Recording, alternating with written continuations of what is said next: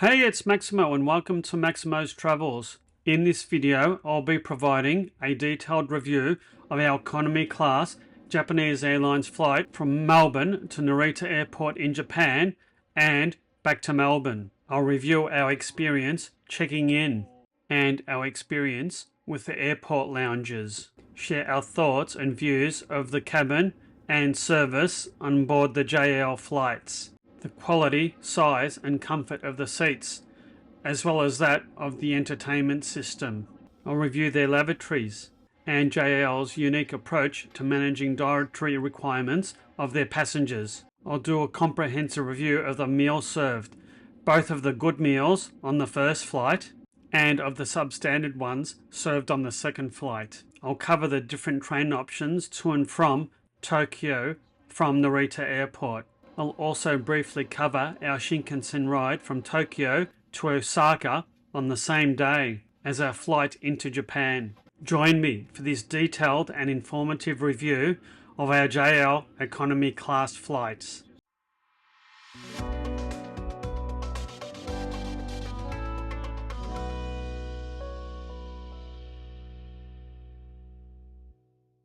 Our travel starts the day before our scheduled flight.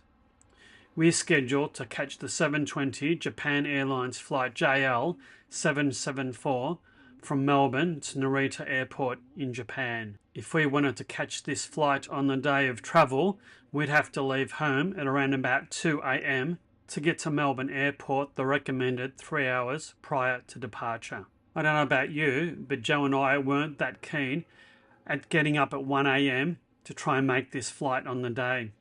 So we booked a night at the Ibis-style hotel at Melbourne Airport. It meant that we could get at least 3 hours more sleep by staying here the night before. The Ibis-styles was reasonably priced and had a lot of good features and facilities. I'll do a full review of this hotel in a video to be released shortly. The view from our hotel provided an excellent vantage point to the Melbourne Airport terminal and car parks, as well as a small section of the airport tarmac and runway. We had a pretty good stay and a good night's sleep and woke up shortly before 4 a.m. Early the next morning. So the time is 4:49 a.m. and I've just checked into our JL flight to Narita, Tokyo. No one here. Excellent service. It's a small plane, 186 passengers, and so many gates are open. Didn't wait at all. Fantastic. It's 5:15 in the morning. We've checked in and we've made our way to the Marhaba Lounge, and we're just waiting for about an hour and a half before we can board our plane to Japan. We were able to get into the Marhaba Lounge courtesy of my Priority Pass membership. This may not have been the best lounge at Melbourne Airport, but I think it provided probably the best food. And seeing as we didn't have breakfast before we checked in, it was important for us to have a decent breakfast. The lounge provides an excellent view of a very dark Melbourne Airport from its many large windows. And we were quite happy to see our Japanese airline plane on the tarmac. This lounge is open from 5 a.m. to 11 p.m. daily, and we got there right on opening time. As you can see, there was no one inside when we went. It was quite eerie in a way. We grabbed a seat and got stuck into some breakfast. Even though it was fairly early, everything was set up and perfectly ready to be served. Breakfast was buffet style, and I've got to say, it was pretty good quality and had quite a decent range of things you could choose from. This buffet would put some hotel breakfast buffets to shame, I think. You had everything from hot food, including bacon and eggs and potatoes, rice and even soft drinks on tap. It was a pretty good selection of cold meats, cheeses and salad ingredients. It did look quite appetizing and clearly it was fresh. There was also a bread station, different types of bread, as well as croissants and some pastries. A selection of fresh fruit was available, as were mini muffins, different fruit juices, and a fruit salad. There was also a selection of red and white wines as well as bubbles and even spirits. It was far too early for spirits, but Joe and I did have a couple of glasses of bubbles each. After all, we were on holiday. Breakfast was quite good and filling. The restrooms were clean and stylish, and there were 3 or 4 cubicles that contained showers. The showers weren't in use, so I was able to go in and take a look around.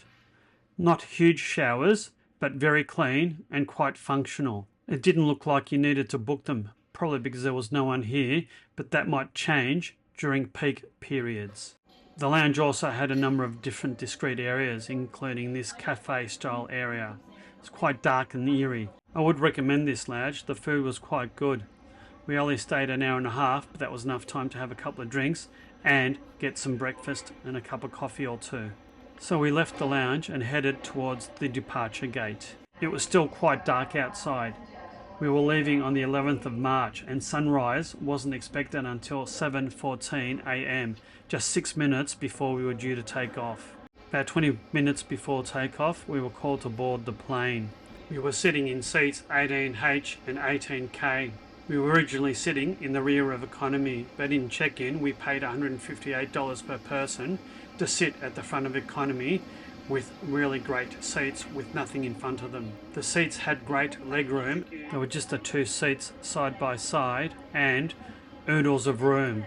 It certainly looked like it was a premium economy seat rather than an economy seat. The seat had a slightly unusual configuration in that the entertainment systems were located between the 2 seats and came out on arms. Now I've got to say, I really did like the cabin configuration, being 242 in economy and having really nice burgundy seats. Between the seats were 2 USB-A charging points and US power plugs that could accommodate both Type A and Type B power sockets. The seats had access to 2 windows, one about level with the seats and the other one in front. There was a small storage compartment on the wall that held headphones and paper. Now I've got to say the storage on these seats were quite limited. Because there wasn't a seat in front of us, there wasn't a seat back pocket to put any of your stuff in. But this was offset by the oodles of leg room.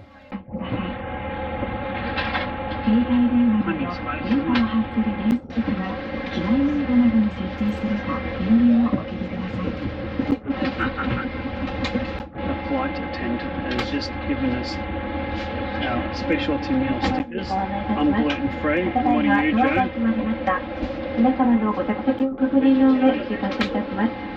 Three stickers each in various places. Yeah, also one on the tray table and one behind us. Where?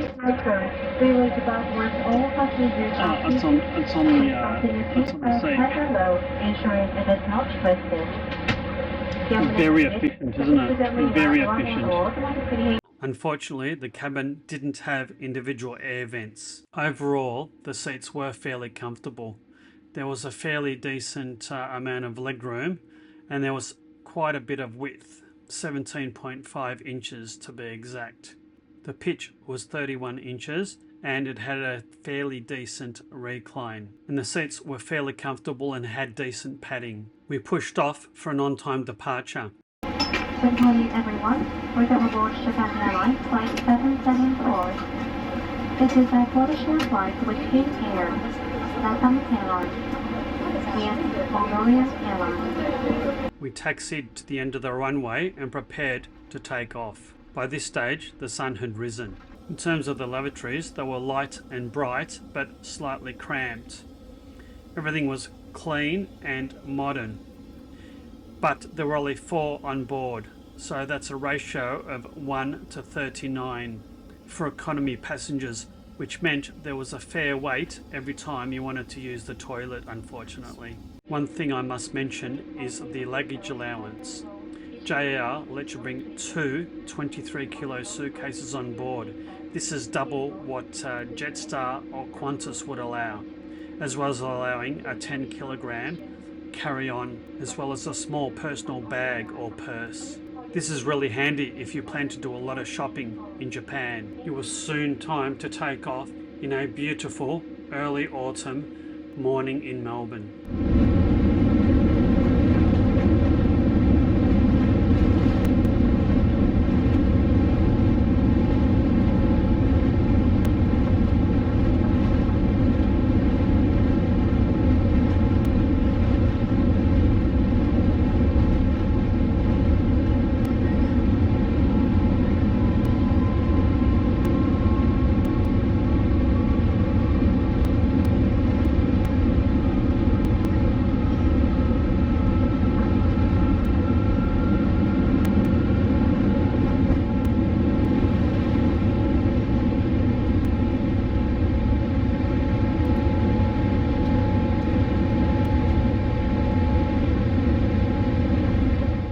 Those windows were quite dirty and it wasn't helped by the early morning sun. One of the disadvantages of where we were sitting was that we were unable to extend the arm and use the entertainment system until we'd taken off and the fasten seatbelt sign had been switched off. The in-flight entertainment system had a reasonably bright and large screen.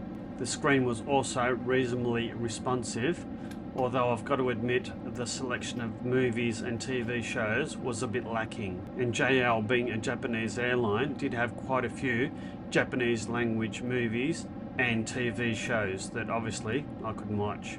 But they did have a number of interesting Japanese films with subtitles. The mapping system was supplied by 3D maps by GeoFusion, and compared to some of the other airlines I've been on recently, it wasn't a patch on them.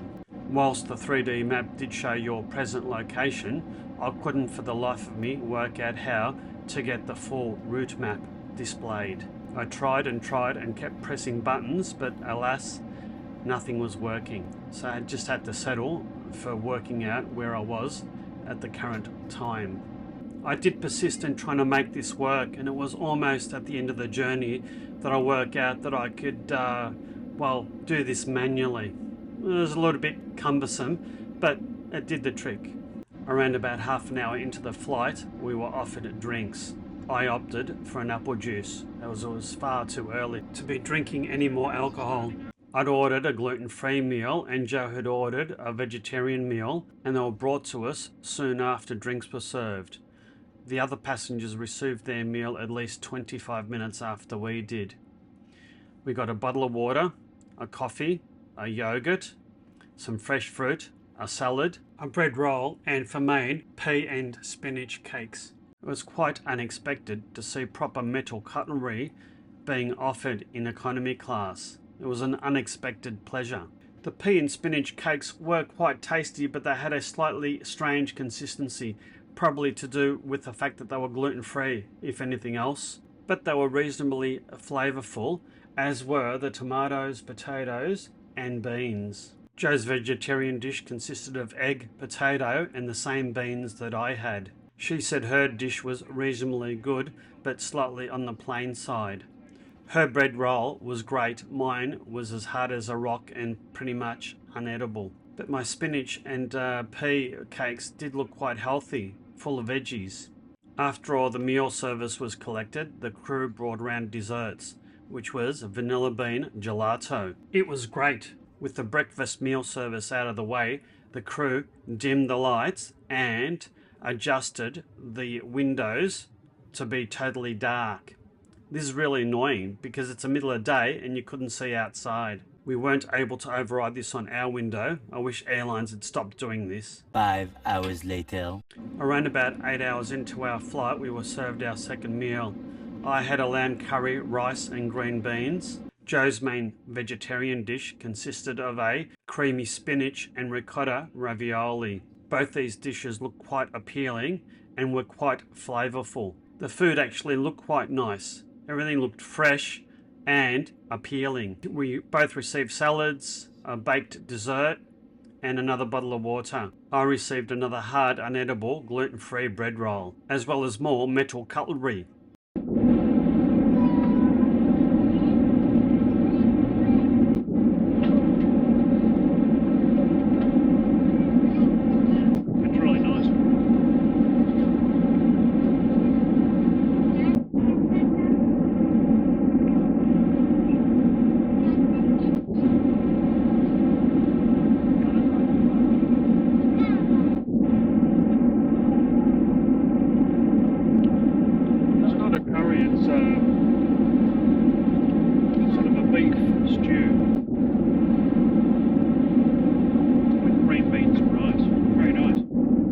seats were pretty comfortable and we were able to nap for a bit, but the rest of the time was looking at movies.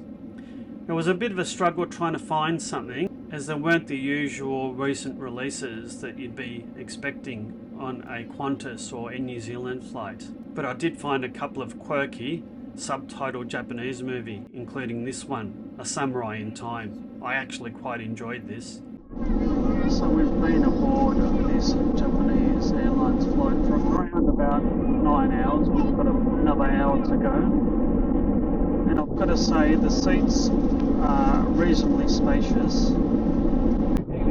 I'd say they're about the same quality as the 779 Dreamliner. They're comfortable. I think they're equally as hard as those planes and some of the other planes we've been on of late. But I've got to say the service has been really, really good on this JL flight. The food's been reasonably good. The crew have come around quite a few times offering drinks, so it's been quite a pleasant flight. It's been the whole of it's been during the day, so that's been quite good too. Overall, I was quite impressed with Japanese Airlines. The staff and service was absolutely fantastic, the food pretty good, and I definitely think it was worth upgrading the seats at $158 per person. About an hour before we were due to land, the airline crew undimmed the windows and we were finally able to look outside, the first time for about 8 hours. We weren't really able to see anything until we got quite close to landing at Narita Airport. The lower we got, the louder the screams of the babies seemed to become, probably because of the air pressure impacting on their poor little eardrums. We got a pretty good view of the area around Narita Airport, and I was quite surprised at how built up the whole area was, considering the airport was around about 70 kilometers from the center of Tokyo. It wasn't long before we came in to land.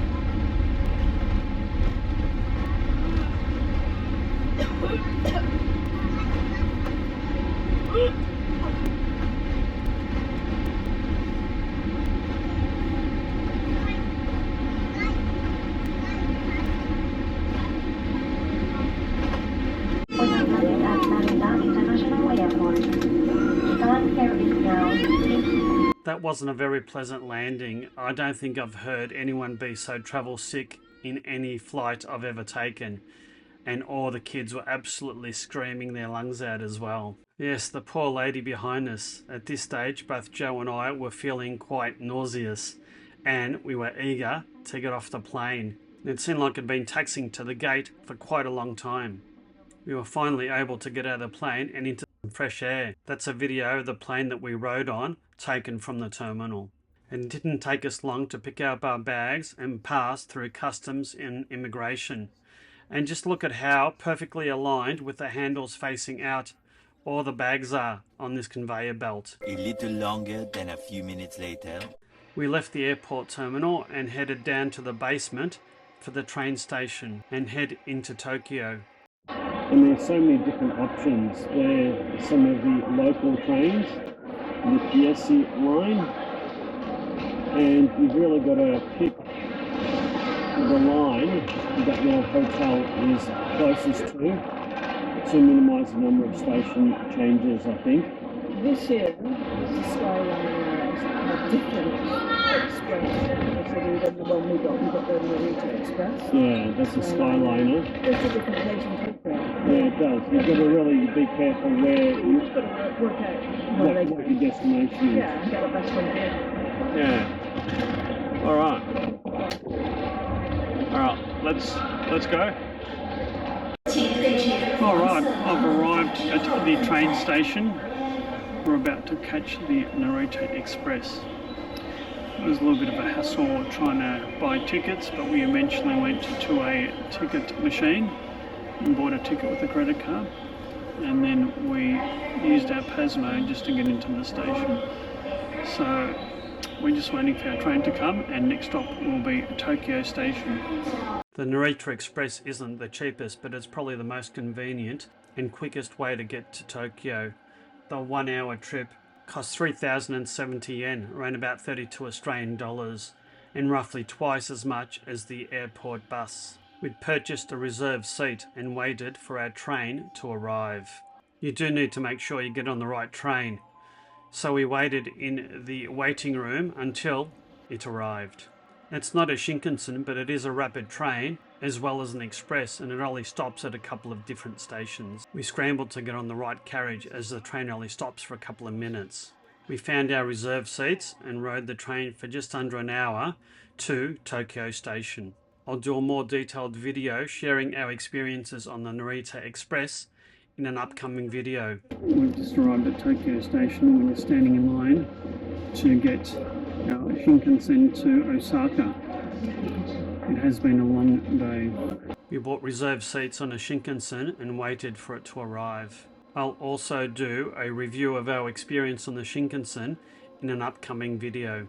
It only took 2.5 hours to travel the roughly 500 kilometers between Osaka and Tokyo.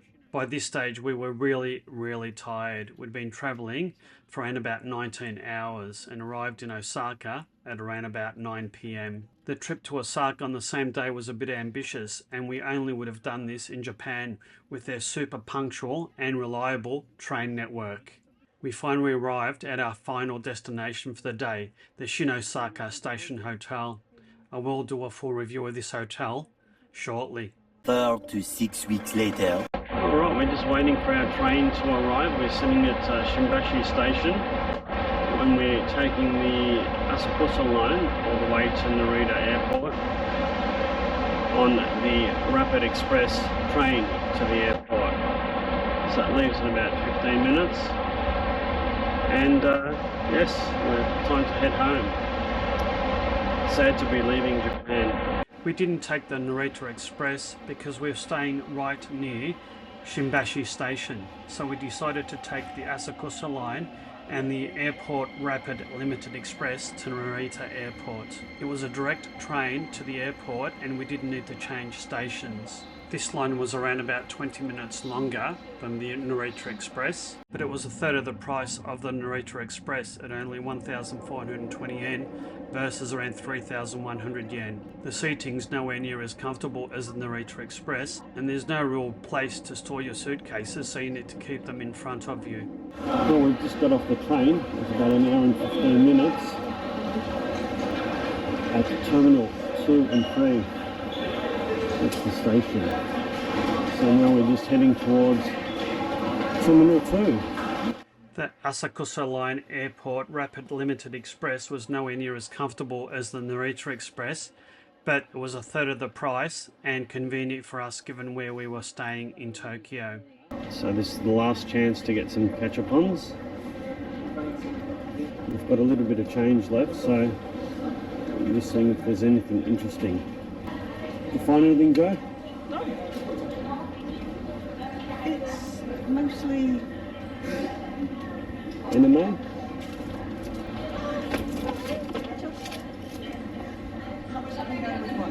No, okay. You don't want some sneakers? they're cool. Alright, I'm gonna get some sneakers. What colour do you want? I like the red ones or the purple ones. But 500 yen? Expensive.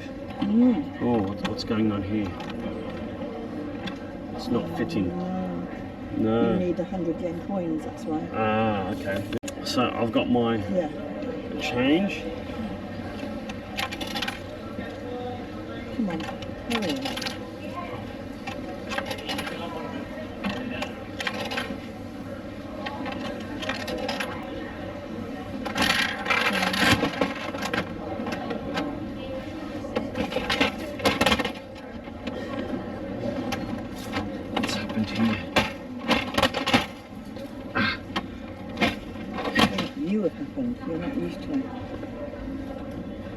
It's in a little box, so we'll have to open it to see what colour they are later.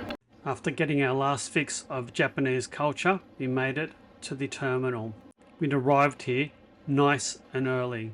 Alright, so we've arrived at Terminal 2 and we're just waiting to see where we can check in. We've arrived at least 4 hours early, so we're just waiting for our flight to be posted to a gate and then we can check in. So unlike the easy check-in at Melbourne Airport, we've been waiting a reasonable amount of time, and we've got a fair bit more time to go, I think, before we can check in.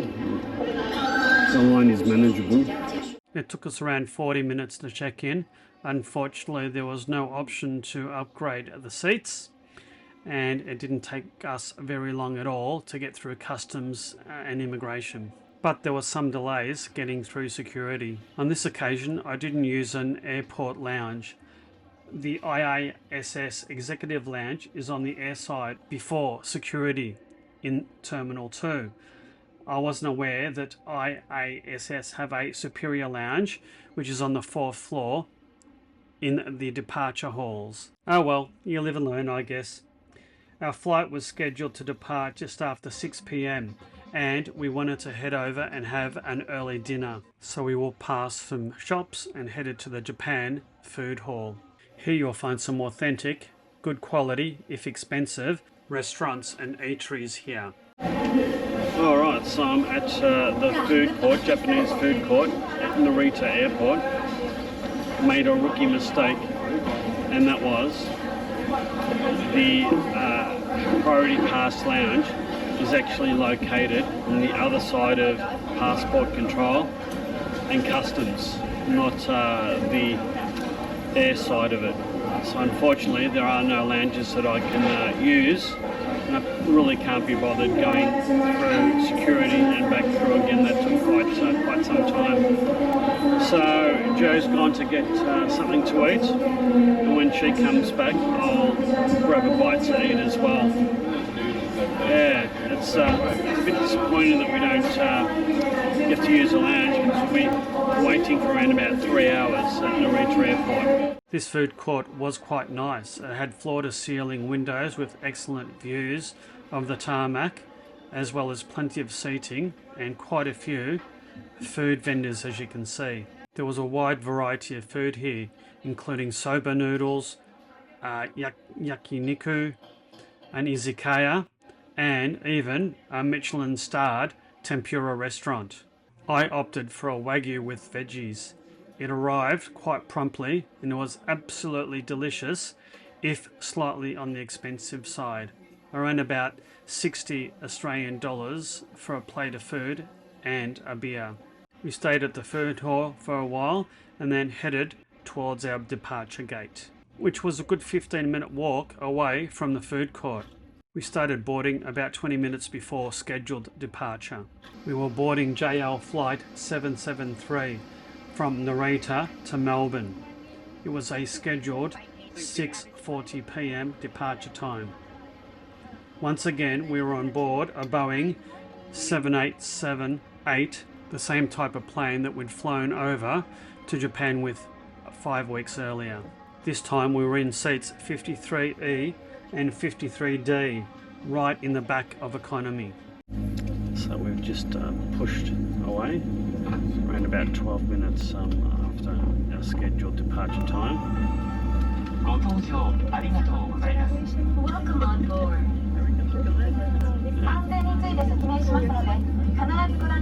Please watch this safety video and familiarize yourself with the safety instructions.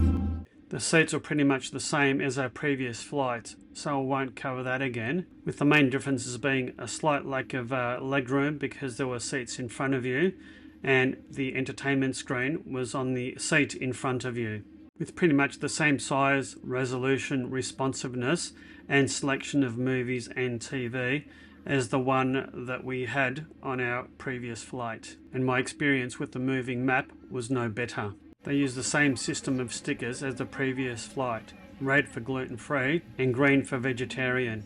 I can't show you the takeoff because sadly we didn't have a window seat. About 25 minutes after we took off, the stewards attempted to serve me a meal. However, the gluten-free meal contained prawns, which I'm allergic to. So they had to substitute that for a frozen ready meal. I don't know what it was, but it certainly wasn't very nice. It was accompanied by vegetables, a small dessert and a salad with some water. In all my years of flying, never has a gluten-free meal contained prawns, which I'm also highly allergic to. As a result, I ate this very unsatisfying and tasteless meal. It was probably one of the worst meals I've ever had on a flight. Joe's vegetarian meal consisted of a vegetarian pasta, some fruits, salad and vegetables. She said this meal was a bit bland. The aircrew were really accommodating and the service was great and they tried their best to accommodate me. But I have to say that whoever's making the meal selections at head office, they need to cater for gluten-free meals and allergies a lot better than they appear to have done in Japan. After the meal service was cleared, the crew turned the lights way down and we attempted to sleep. Joe probably got about an hour and a half sleep and I got none. So we've been going about 8 hours. They've just turned the cabin lights on because they're going to serve breakfast shortly. The time is Japanese time is 2:44 a.m. It's not really a time conducive for breakfast. It's only been probably about 4 hours since they served dinner as well, which is a bit unusual. Now I haven't had an ounce of sleep. All the seats are comfortable, they are rock hard, and you just can't get comfortable into a comfortable position to try and fall asleep. So yeah, we'll see what breakfast brings, which will be a noodle dish because the one they've prepared for me, the special gluten-free meal, contains shrimp, which I'm allergic to. Yet again, the gluten-free meal that had been prepared for me contained prawns or shrimp, so I couldn't eat it. The crew tried very hard and finally determined that I was able to eat an instant noodle soup. Yep, that's right, instant noodles and some veggies for breakfast. Hardly satisfying or what I would expect. Joe's vegetarian dish looked quite nice, but she said it tasted relatively bland with just some rice, potato and some other roasted vegetables. This was accompanied by a reasonably tasteless potato salad, some pieces of fruit and a salad. Not quite what either of us were expecting, but in both our cases kept the hunger pangs away. And I must admit this is probably one of the nicest instant noodles that I've had. I'd have to say the quality of food for us on this flight was probably one of the worst on any flight that I've had in recent memory. Joe said hers was quite bland and inedible as well. It was just, didn't have any taste. The vegetables had some sort of sauce on, but it wasn't good. We arrived at Melbourne Airport just after 6 a.m. and about half an hour behind schedule. If I were to rate these two flights, I'd give the first flight about 4.5 out of 5. The service was great, the food was good, we had oodles of space and a great check-in experience. In terms of the second flight, I'd give that a maximum rating of 3 out of 5. Whilst the onboard service was really good, the check-in experience wasn't as good as the first flight. The food was, well, awful, there's no other way to describe it. It was bland and substandard. The seats were comfortable enough and wide enough, but just really hard, and it meant that I couldn't get any sleep on this 10-hour, 22-minute overnight flight. And I'd have to say my flying experiences recently on 7879 Dreamliner or even A350 flights were much better than on these two JAL 7878 flights. I do hope you've liked this video. If so, please consider hitting that like and subscribe button. Hit that notify bell so you'll never miss another upcoming video. If you'd like to support my channel, please consider buying me a coffee or hit that super thanks button. And look out for my next videos as I start my absolutely fantastic tour around Japan. Until next time, you take care and bye now.